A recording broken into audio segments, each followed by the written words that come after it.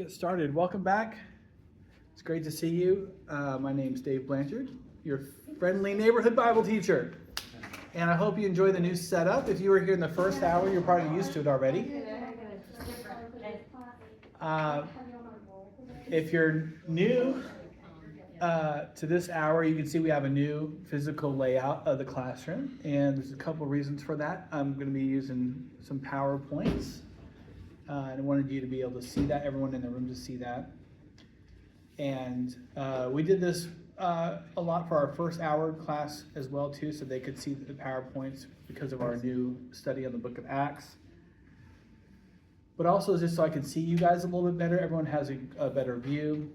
And the name tents that you have are for me, because I'm horrible with names and I want to make sure that I get everyone's names right. And if I see them, I remember them better. If I see in the hallways, I can remember them better, and I won't look like such a fool from week to week. Okay, so, but welcome to our May unit, and we're returning back to one of the most pivotal and complicated and influential characters of the Old Testament, King David. You may remember that our study in March was about David, the once and future king, I guess you might call him. And we did 4 weeks of work on David before he was the king of Israel. And now we're going to do part 2, another 4-week study on David. And that's 8 weeks of material on David. That's a lot, but that's because he deserves it, I think. Because, well, he does. Deserves a lot, but as you'll see. But he's, like I said, he's pivotal. He's extremely influential. He's complicated. There's a lot of greatness in David. There's a lot of terribleness in David. There's a lot of majesty. There's a lot of beauty. There's a lot of wickedness. There's a lot of humanity in David. And so I think, and not only is there just a lot of richness in his story, but there's a lot of import in his story, because he influences so much of the New Testament, especially the story of Christ Jesus. Jesus comes from David's loins.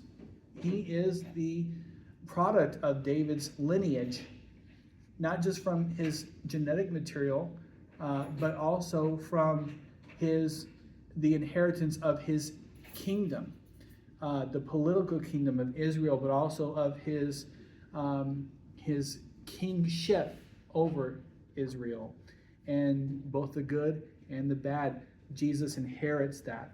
He inherits the expectations of David's kingship over Israel, and the expectations of what that Messiah is going to look like and act like, and what the Jewish people are expecting Jesus to be as the perfect version of King David.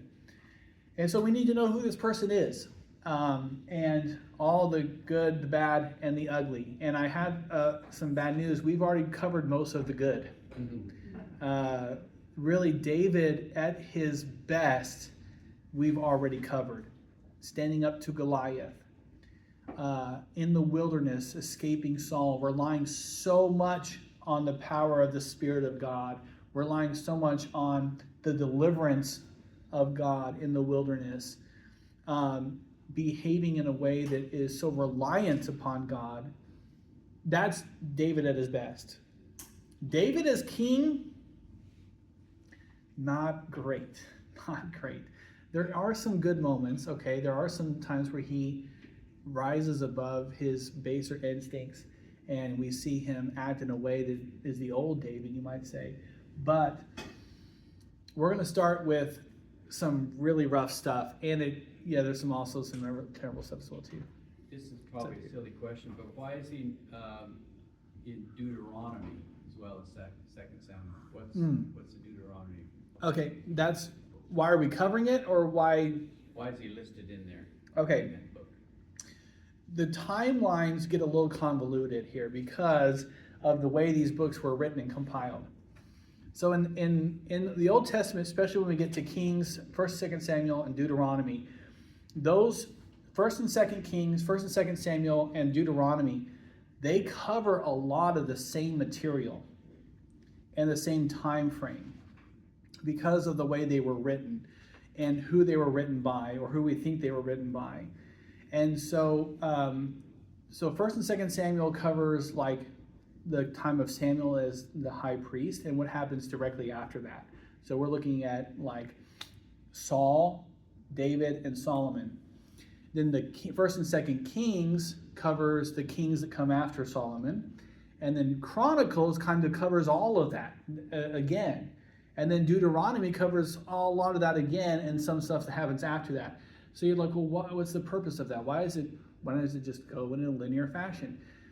Because of the exile and because of the fall of Jerusalem. And so, and the way that these books were written in the first place and compiled. So first of all, they were oral history, and they were written by scribes in fragments. So, and as court documents and as court history. But they were written in a fragmentary style over a course of many hundreds of years. Then they were compiled together by these editors, like what we call the Deuteronomist or the chronicler. And those are generic names given to unknown anonymous people or groups of people, maybe at one time or over a long period of time. There's many different theories about how they were compiled. And so you see the same material handled in different ways by the different compilers and editors in this books, this segment of the Old Testament from 1 Samuel to Deuteronomy. And it's like, well, I already read this. Like, if you read it all in order, you're in like Chronicles, you're like, I already read this. And Kings, like, why are we reading this again? Or you're in Deuteronomy, and like, I already read this. Like, what are we doing? Like, didn't I already read this? And you really do get kind of like deja vu, like you're like flipping, like, wait, did I already read this again? You're like, what's going on here? And it's because of the way they were written. Because when they came back from exile again, from Babylon, the Deuteronomists were like, okay, we need to make sure we have an accurate record. Let's compile everything again, and let's make an accurate record of all this stuff that we have, these other materials. Then later on, they went back to Kings and Chronicles and 1st, 2nd Samuel, and they edited it again to make sure it was really accurate, or so some of the theories go. And so you have this kind of overlapping material. It's a good question, though. And I would say all of that, it was inspired by the Holy Spirit. And that's why we call it Scripture. Okay? So, all right. So let's look at our schedule for the next few weeks. So we have the rooftop and ruin. Starting off with a bang, so to speak. We're not going to start, it's not nice. And we're not going to gloss over it either, folks, okay? I'm sorry. We're not going to glamorize or romanticize David. Then week 2, the confrontation between David and Nathan. You are the man, one of the greatest one-liners in the Old Testament. It's awesome. Week 3, the house of the sword, when David's chickens really come home to roost in his own household. And week 4, still the shepherd king. A covenant between God and humankind will survive anything because God's grace always abounds, even through human failure. And we'll see that at the end. Okay, now we're going to start in Deuteronomy, actually, with the law that God hands down for his kings. The king of Israel is still a servant of the Lord Almighty. Even though the people have asked for a king, Yahweh, God, is still the ruler of Israel. They are his people. They belong ultimately to Yahweh. And the king is his servant. He's one of 3 high servants in high offices within Israel. There's the king, the high priest, and the prophet. The prophet, priest, and king. Those are the 3 high offices in Israel. There's in parts of the Old Testament where all 3 of those offices are filled, and parts where not all 3 of those offices are filled, and sometimes where none of those offices are filled. But when Israel is at its best, all 3 of those high offices are filled, and there are rules for all of them, because they are all servants of the Most High, which is Yahweh. And they have to follow laws just like anybody. In Deuteronomy 17:16, there's a very specific law. The king must not multiply horses. He He must not take many wives. He must not accumulate excessive silver or gold. So why is that? There are guardrails for the king because the king of Israel is different than any other king on earth because he has a master who is Yahweh. The king of Egypt does not have a master. The king of Babylon does not have a master. They are kings to themselves only, right? They answer only to themselves. And they are powerful to an unlimited degree only as they can, be defeated or defeat the other kings around them, right? But the king of Israel is different. He has a law above himself, which is God's law. And he needs to stay dependent upon the Lord, which means he cannot be independently wealthy, he cannot be independently militarily powerful, and he cannot be independently just making a new nation, which is the wives part, right? He has one wife, one or two wives like everybody else, one, two, or three wives, which is standard at the time. And he cannot make an endless army or nation for himself. That's God's job, is to populate the nation. He cannot have an army that he can just go and do whatever he wants. It's God's power to raise up the nation in defense of itself. And he cannot be independently wealthy. He has to rely on the bread from heaven. But what do we see David do? By the time he gets to Jerusalem, his new capital, before he even takes the throne, he has already crossed a guardrail. In chapter 11, 2 Samuel, so he's already broken this. In 2 Samuel 5:13, we see he has already taken many wives. We covered this in part 1 with the fool. His name, do you remember? Nabor, I think his name was, which means fool in Hebrew. He had that confrontation with the man that wouldn't feed him, and he decided to go kill everybody. But then the woman, help me, what was that girl's name? Abigail, thank you. Abigail, the wise woman, said, "Don't go kill my husband. I know he's a fool, but you're too good for that." He calmed down. Then he married her. Then he continued that. He just started marrying everybody because he was rich and powerful, and so he took a bunch of wives as concubines, breaking the law of Deuteronomy 17. And it kind of happened, slowly over time. It's not like he went out and married 50 women in one day, okay? But he's already, before he gets to the palace, before he takes his throne, he's already crossed these guidelines. The power has already started to corrupt him. So he's in trouble right away. But then we get to the ultimate chapter where we see David really go off the deep end. And I'm going to read this, if you don't mind,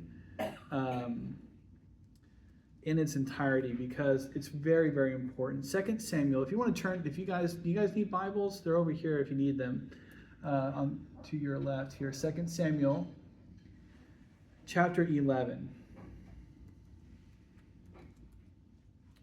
It's not a long chapter, so I'm going to read it in its entirety because it's really important for us. One of the most famous chapters in segments in the Bible. It's with David and Bathsheba.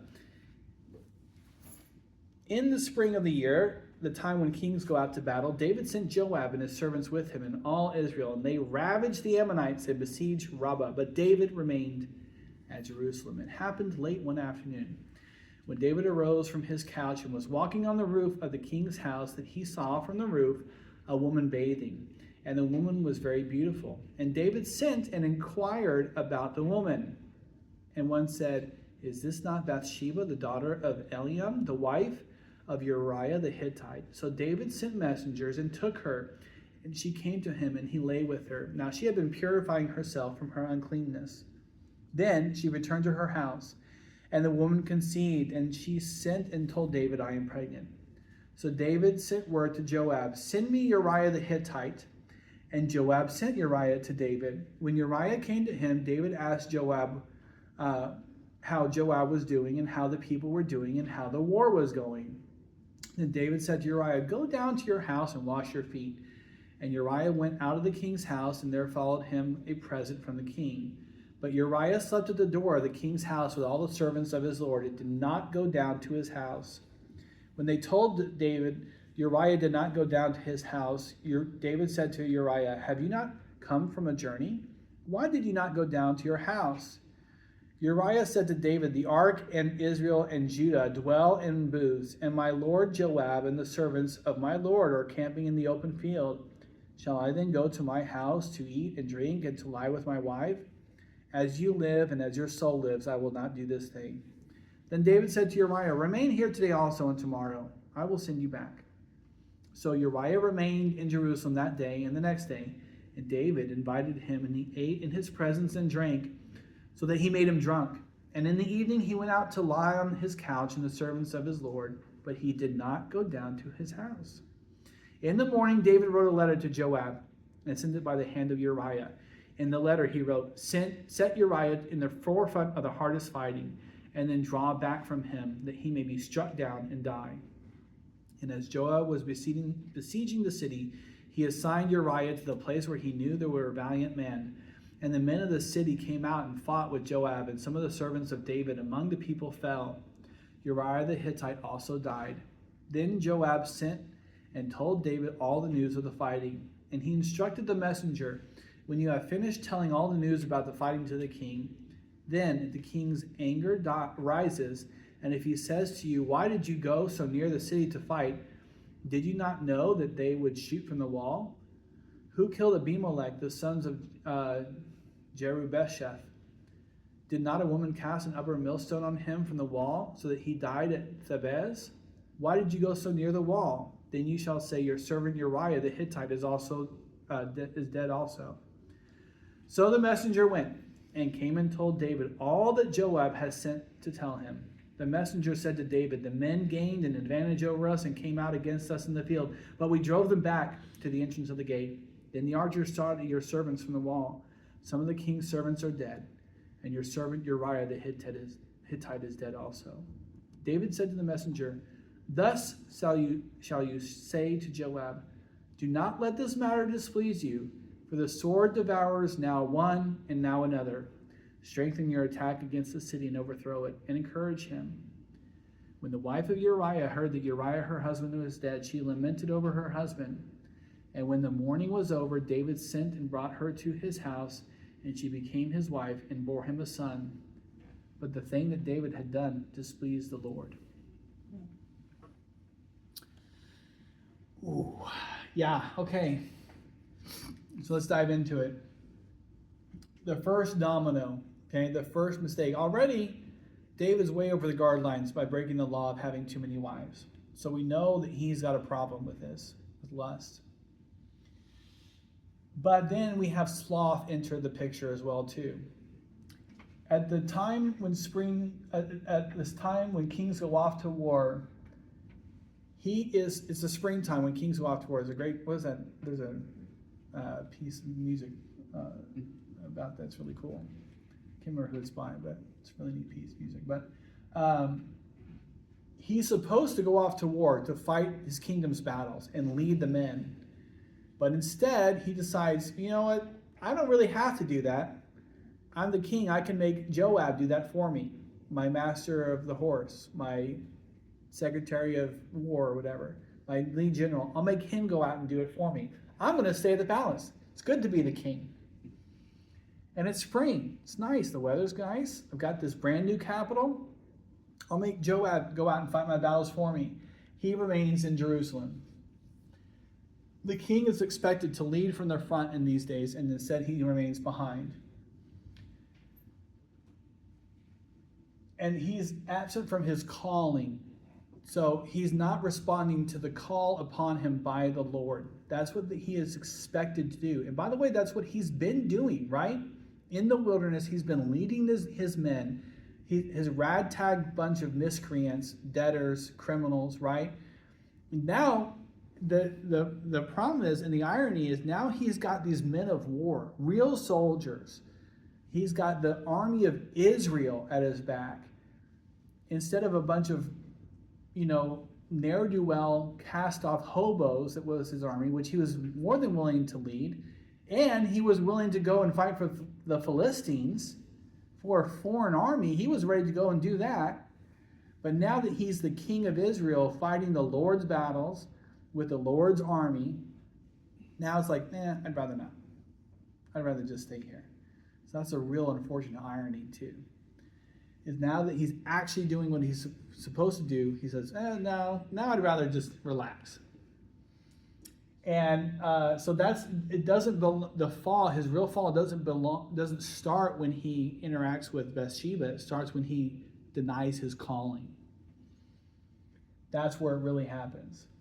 So success and comfort replaces the wilderness. Remember, when he's totally reliant upon the Lord, when he's at his lowest, that's when he's at his best. That's not comforting for me too much, but that's the truth, okay? It's like, oh no, what does that mean for us? When we're at our lowest, that's when we're closest to God. It's like, okay, I don't like the sound of that, but that's the truth of the scripture. Okay, does that mean we have to get low to get close to God? Well, maybe yes, maybe no. There are some things to think about there, okay? There we go.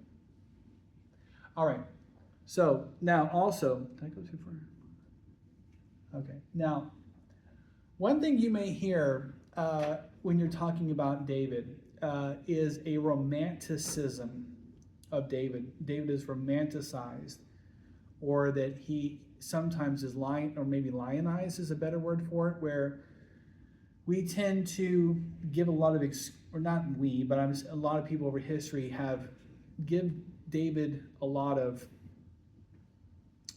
excuses about his behavior here.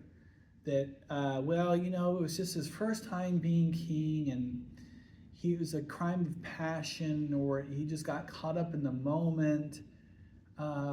It takes two to tango too, by the way. And Bathsheba, maybe she was, a little bit, flaunting it a little bit on the rooftop, by the way.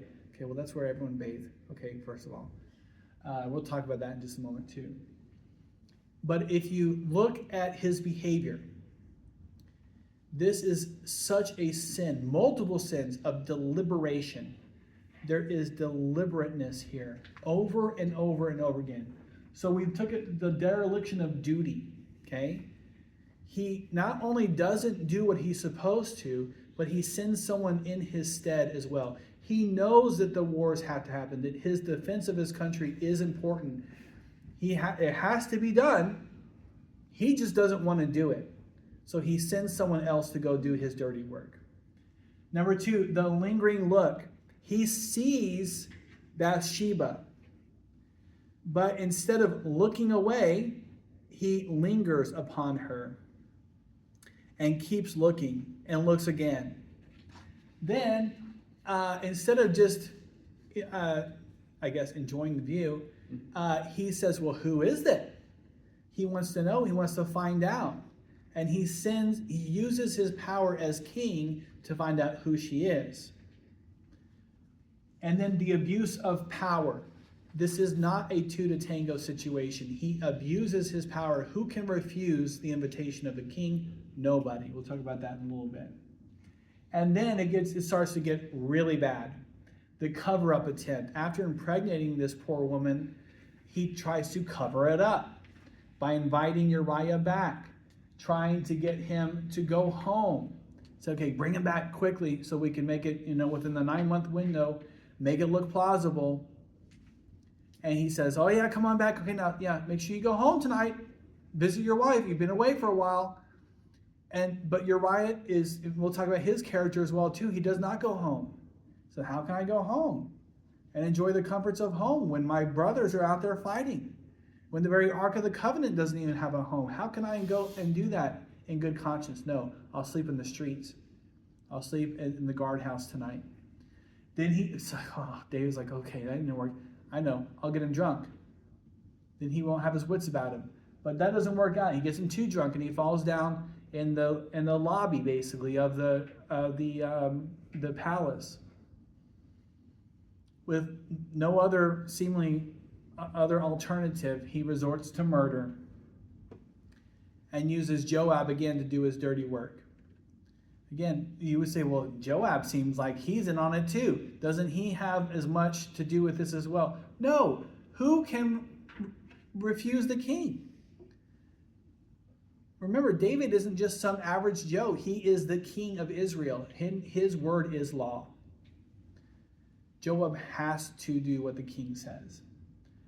So he murders this poor innocent man who was a loyal servant and soldier. One of his best, in fact. All to cover up his deliberate sin. This is not just a crime of passion. This is not just a mistake. This is not just a oopsie. Okay, oh yeah, I shouldn't have done that. I should have held my tongue. We've all been there, right? Where we say something we shouldn't have said. It's like, let my emotions get away with me. This is not that.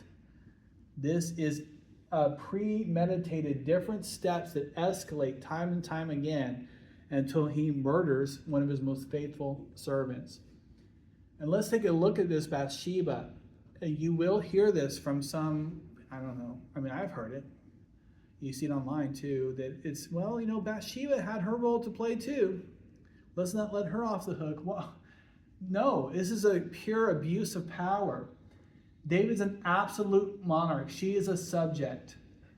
This is the ancient Near East. This is not, we cannot apply 2026 values, especially Western 2026 values, to the ancient Near East Jerusalem. Okay? It's a grave mistake to do that in this context or in any context.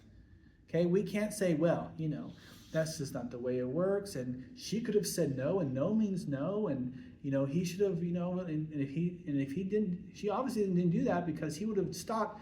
No, it didn't work like that, okay? He is the king, and if he sends people to go get her and bring her to the palace, that's what's going to happen, okay? Yes? I just want to bring up the reference, Abraham sent his wife to Pharaoh, and she really didn't have a choice either. Mm-hmm. So it's like the same concept of women just did not have the opportunities they know. Exactly. Even though she was married to Abraham. Right, exactly. And it's a very good example of that as well, too, where Abraham uses his own wife as a bargaining chip to save his own skin. And even Pharaoh is appalled by that when he finds out. He's like, I can't believe he did that. That's horrible. Even Pharaoh in Egypt, who's not a Hebrew, finds that repulsive. He said, how could you do that? You would do that to your own wife? Okay, even he had some morals, okay? And here's David just really abusing his power. And this, I think, is another, just as an aside, a great example of why the Bible can be trusted. Why would you write this? Why would chapter 11 exist in a book when you're trying to lift up the greatest hero of the Bible? A man who in his youth took down the greatest enemy of God and his people, who rose to the highest heights, who is the king, in living memory of the people who are writing this. Okay, or the living memory of some, oh yeah, my grandfather was there. He was there. This is in like the recent cultural memory. And they're writing this scandal of scandals. Why would they ever allow this to be written? What other culture can you imagine? Is we see this about pharaohs or Nebuchadnezzar or of the Caesars? No. The worst things that we have about the Caesars, we had to uncover centuries, millennia after that to see their dirty laundry, right? And it's only through context clues that we get that, not through the histories, right? So that's, I think, this is a great example of why the Bible can be trusted, because it gives us the good and the bad and the ugly to instruct us, not about David really, but what is the purpose of this? To instruct us about humankind's relationship with our Creator and what we can learn from that, okay? And we're going to get into that, by the way. That's the whole point of this discussion, right? Okay? So, but I just want to make sure that we know that David knew who she was. He investigated. And in the report, they don't say, oh, that's Bathsheba. They say, that's Bathsheba, Uriah the Hittite's wife. So he knows exactly who she is, who she belongs to. And he's like, oh, okay. Thanks for telling me that. Go get her. Bring her to me. And he impregnates her. David, Okay, yes. so is this story widely known, or because like there were enough staff members in his palace that saw this happen, put pieces together? I mean, how did? Right. Okay, well, that comes in week 2. That comes next week. And how this is all exposed. Okay. Yeah. So this wouldn't be known at the time, right? It's not like this is happening. This isn't a breaking news report. And that's a great, I'm glad you asked that. So this isn't being known at the time. We're going to get the rest of the story in week 2 and how all this comes to light. Because this is covered up. So at the end of this, and we're going to get to that. That's a great story. So let's hold on to that thought real quick. Now, who is the Hittite, Uriah, a loyal soldier? The ark, he says, the ark in Israel, Judah, dwell in booths. How, and my brothers, they're out there in the wilderness, camping in the wilderness. How can I go to my home and eat and drink and lie with my wife? And as the king lives, on the honor of the king is what he's saying. What irony there. Lord, as you live on your honor, I will not do this thing. I will go and sleep on your doorstep with your servants to prove because I just can't do that, to honor you. And it's like, oh, I just can't imagine what David was thinking there, how like the twisting in his guts, going like, oh, this guy, like, can you just stop saying that, just making him feel guiltier and guiltier and guiltier. And we're going to see why we know he was feeling guilty here. There's evidence for that. Then he's like, okay, well, obviously he's too faithful. He has too much integrity, but if I get him drunk, maybe those inhibitions will get lowered. And so that's what he tries. Tries to get him drunk, but then he gets him too drunk. And he just passes out. I mean, that's basically what happens. Like the Bible kind of cleans it up a little bit for us, but that's what happens. He passes out in the lobby or in the court of the king, and he lies. That's what I say. He lies on the couch. That's what happens. He blacks out drunk, and he falls and he just sleeps there. Then he wakes up and it's time for. He says he'll only stay 2 days, because then it's really suspicious. If he just keeps him there for a long time, it's like, what are we doing here? Why? I need to be at the front. I'm one of your best soldiers. Why am I still here? Like, you brought me back to deliver a message. Now I gotta go. So he's gotta let him go. And then it really turns into the murder here. David wrote a letter to Joab, and I just can't imagine what Joab was going through his mind when he read this letter. Like, what is going on in the palace? This palace intrigue. First, he makes me come out. He didn't come with us to this battle. He should be here, number one. Then he calls Uriah back for no reason. Like, that's weird. And then when he returns, I'm supposed to murder this guy? What is going on here? Like, what is happening? Who knows what Joab was thinking, but he carries out the king's orders, because that's what the king says to do. And when the king says to do something, you do it. And they do it. And the thing is, too, if you read the story closely, Uriah is not the only casualty of this. That when they go up to do this, there are other casualties of this reckless maneuver that they go. They go up to the wall to get Uriah in place, and then the archers start, and there's a millstone that falls on another woman's child that dies. There's all these archers that are coming just to kill Uriah. But there's a lot of collateral damage that happens at the same time. Other men pay for this recklessness just to kill Uriah. So not only did he murder Uriah, he murdered these other men needlessly as well too, for no reason. They pay the price as well too, which is a good, that's what happens when we lie, right? There's this other collateral damage we cannot control. That's what happens. This is not a crime, again, this is not a crime of passion. This is a premeditated murder. And this is David. That's what makes it so shocking. And and if you go back and you read all these things, remember, this is the David that twice had Saul in a cave. You remember those episodes? Once in a cave and once in his tent. And he had Saul in his grasp, sleeping, or Saul that was napping. And he could have easily murdered Saul. And he said, no, far be it from me to take the life of the Lord's anointed. You know, that's the same guy. Okay? And now he's just murdering guys to cover his own sin. That's the same man. So what's the difference? It's the crown. It's the being king, thinking he's above the law, thinking he can do whatever he wants. And the thing is, he gets away with it. He does. At the end, Bathsheba mourns her husband, and then after the mourning period is over, what does he do? He takes her as his wife, and she bears him a son, and he raises that son as his own. And no one's the wiser until the last sentence of chapter 11, right? But the thing that David had done displeased the Lord. One sentence. The narrator doesn't elaborate on it. It doesn't give, and that's the thing about the narrator in the Deuteronomy books, which is like Kings and Deuteronomy, right? The narrator, the person narrating, doesn't often, very rarely give his take on things. He just says it. This is what happened.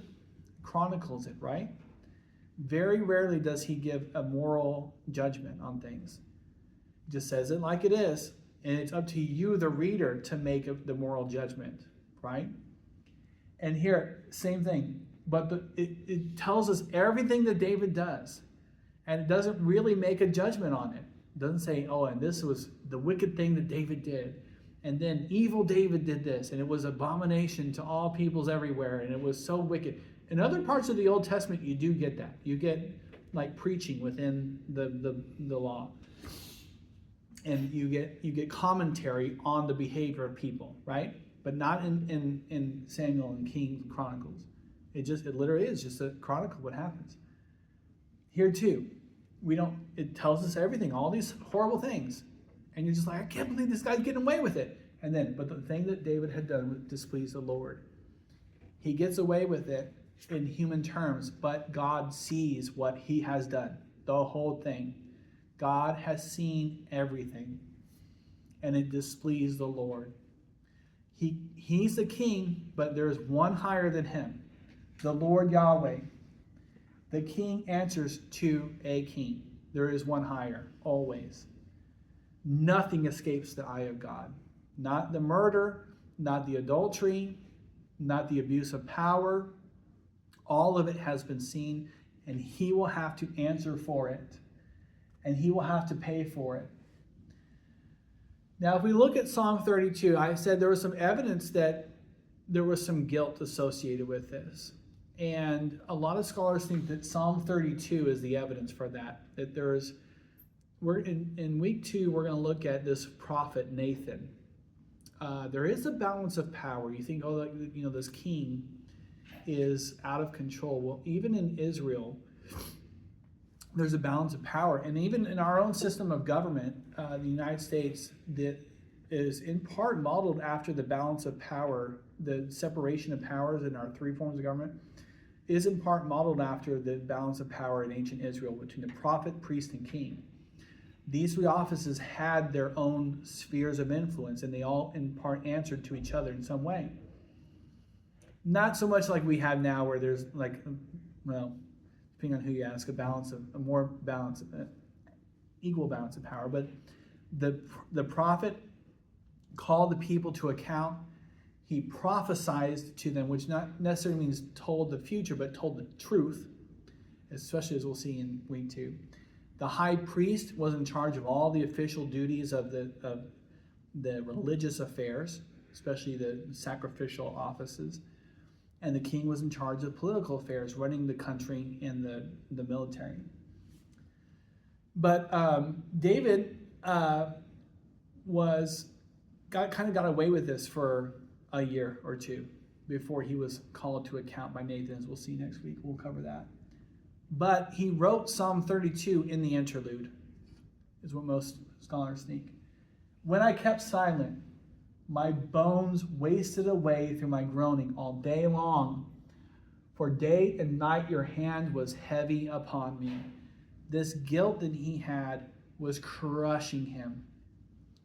He knew he had messed up. The murder, the rape, the adultery, it was killing him. It was wasting him away. He knew that he had messed up. He especially, I think, if you read the rest of the Psalm too, he knew where he had come from, the highs that he had been at, and now the lows that he was experiencing because of his own actions were destroying him. And it was going to take a lot to restore him back to God's good graces. Sin hidden from human eyes is not hidden from our inner conscience, because that's the God within us. God has written himself into our genetic code, into our very soul. Can't escape it. You can hide, you can try to hide, try to push it down, it's not going to work. And there is a relief in Psalm 32, but he's still groaning as we leave it here. God cannot be escaped. The judgment of God cannot be escaped. We all are going to stand within judgment. It's just how do we deal with that judgment? So, a couple things to consider. No, I stepped on the cord. Okay, well, there we go. A couple things to look at. I think these are in your handout too, but or maybe not. But we can talk about, where do you see the first mistakes? Was it in looking at Bathsheba? Was it in the temptation? Was it in gathering so many wives in the first place? Or was it that he didn't go off to war? Or was it a combination of all those things? Did it happen earlier? Did it happen way earlier? When he has his confrontation with Nabal and with Abigail. Maybe the seeds were planted much earlier, or what were the, how did it all go so wrong? In other words, is this inevitable for all people? Is David just a mirror unto all people? Is this inevitable for us all? Or can David lead us to a better future? Does unchecked success or power quietly erode spiritual accountability? Should we avoid all success? Should we avoid all power? Is it always a trap, or is there a way to have success and still stay spiritually accountable? Either financially successful or successful in a way that you gain power over systems or people and still remain spiritually accountable. Is that even possible? Or does David prove that it's impossible and we should stay poor and unpowerful and just live in obscurity and everything, like that, in poverty for the rest of our life, because that's the only way to stay. Some people believe that, by the way. That's the whole monastic movement of the Middle Ages, okay?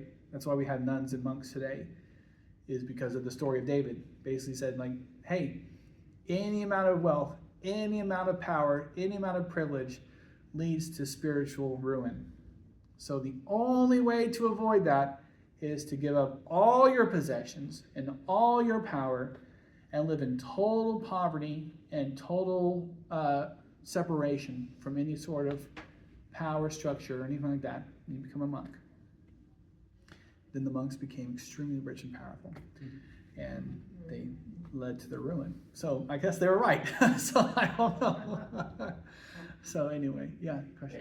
It kind of distracts from other verses in the Bible where it's he provides for you so that you can essentially be a vessel for the wealth. You're elevated so that you could use his power more for his glory, not for your own. Yeah. So it's like a juxtaposition of opportunity. How are you going to use that? Yeah. So I think it's just, where's your heart at? If the monk's heart is with God alone, fine. But if the monk's heart is not going to, hey, let me serve this poor that's right next to me, well, then they're just as bad as the Pharisee.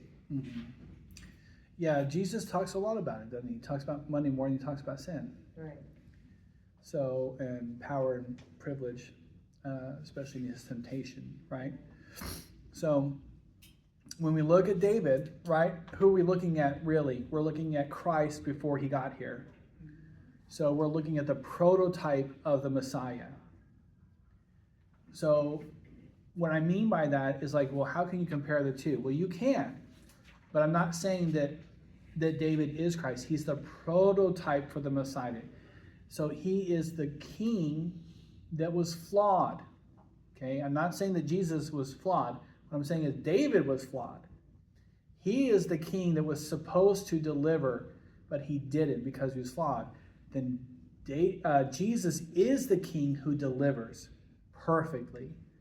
So when Jesus is offered what? By Satan, when he's offered wealth, when he's offered all the kingdoms of the world, when he's offered all those things, what does he say? No, I don't want it. All I want is, he said, well, you know, you're thirsty, make this stone. He said, well, man doesn't live on bread alone. He lives on the very word of God. And he said, well, if you want all these kingdoms, I'll give it to you. And he goes, I don't want all the kingdoms of the world. I just want to glorify God. You know, throw yourself down as, from this high point. And he says, no, I don't tempt the Lord. I live by the very grace of God. You don't tempt the Lord, And so when David is tempted by Bathsheba, what does he do? He gives him the temptation. When he's offered everything, what does he do? He takes it.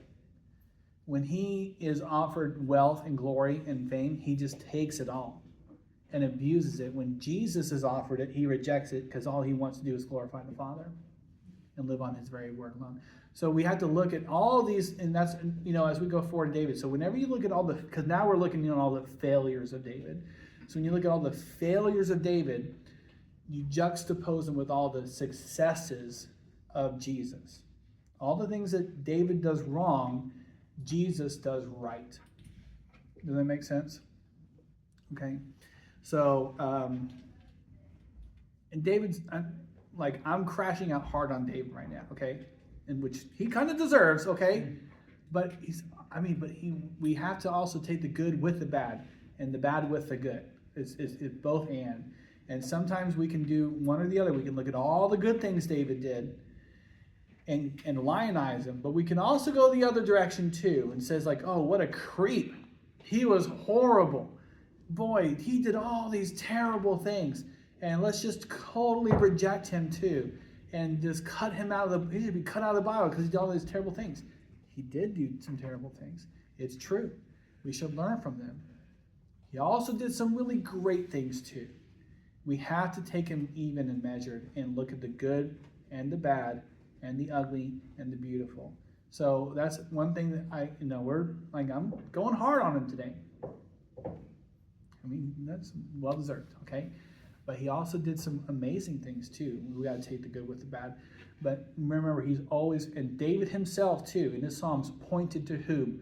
The Lord, my Lord, said to me, I will make the enemies of the world your footstool, right?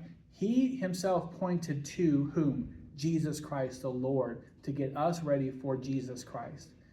So that's the main thing. Always keep the main thing, which is Jesus. So anytime we look at David, open and honest, go with the bad, but remember, it's always pointing to the cross, always pointing to Jesus, the Messiah, okay? So, any questions?